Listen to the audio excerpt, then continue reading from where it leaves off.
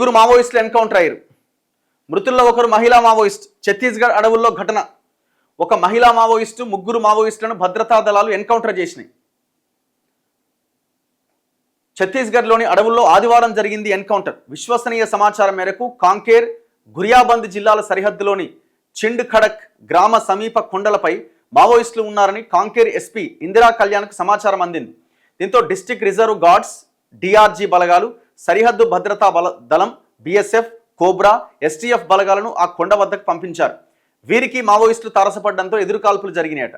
మృతులను Sitanadi area committee కార్యదర్శి Sarvan Madkam alias Vishwanath, Nagiri area committee సభ్యుడు రాజేష్ అలియాస్ రాకేష్ హేమ్లా, మెయిన్పూర్ నువాపాడ రక్షణ బృందం సభ్యురాలు బసంతి కుంజాం అలియాస్ హిడ్మేగా గుర్తించారు.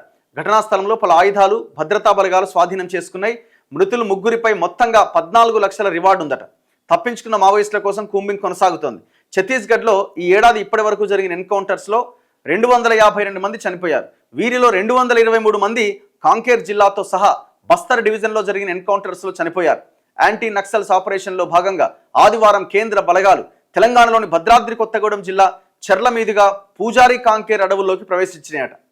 సో ఇప్పుడు ఈ సిచ్యువేషన్ చూస్తుంటే సెంట్రల్ కమిటీ మెంబర్స్ని కూడా మట్టుబెడుతున్నటువంటి పరిస్థితుల్లో ఈ అమిత్ షా చెప్పింది అమలయ్యేలాగానే కనబడుతున్నది.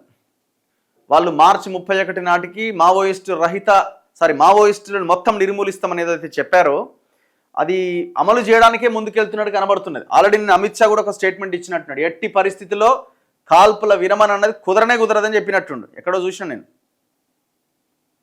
ఎట్టి పరిస్థితుల్లో కాల్పుల విరమణ అన్నది కుదరదు. ఇగో నక్సలైట్లతో సీజ్ ఫైర్ ప్రసక్తే లేదు.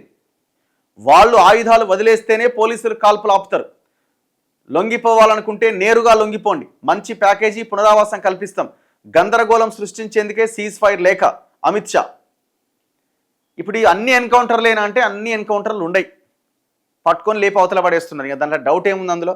ఇప్పుడు ఆ సెంట్రల్ కమిటీకి సంబంధించిన వాళ్ళు చనిపోయిన దాంట్లో కూడా సెంట్రల్ కమిటీ అంటే వాళ్ళ చుట్టూ గార్డ్స్ 3-4 అంచెల రక్షణ వలయం ఉంటుంది. ఆ రక్షణ వలయంలో ఉన్న గార్డులకు ఏం కాకుండా కేంద్ర కమిటీ సభ్యులకే బుల్లెట్లు తగులుతాయా? అది ఇంపాసిబుల్. అది నేను అనుకోవడం ఇప్పటికే చాలా మందిని వాళ్ళ ఆధీనంలో పెట్టుకున్నట్టున్నారు. సమయానికి ఒక్కొక్కరిని ఇష్టపడేస్తున్నారు. అదే జరుగుతున్నట్టు అనిపిస్తున్నది మరి చూస్తుంటే. చూడాలి మరి లాస్ట్కి ఒకరిద్దరు మిగిలినా ఏం చేయగలుగుతారు?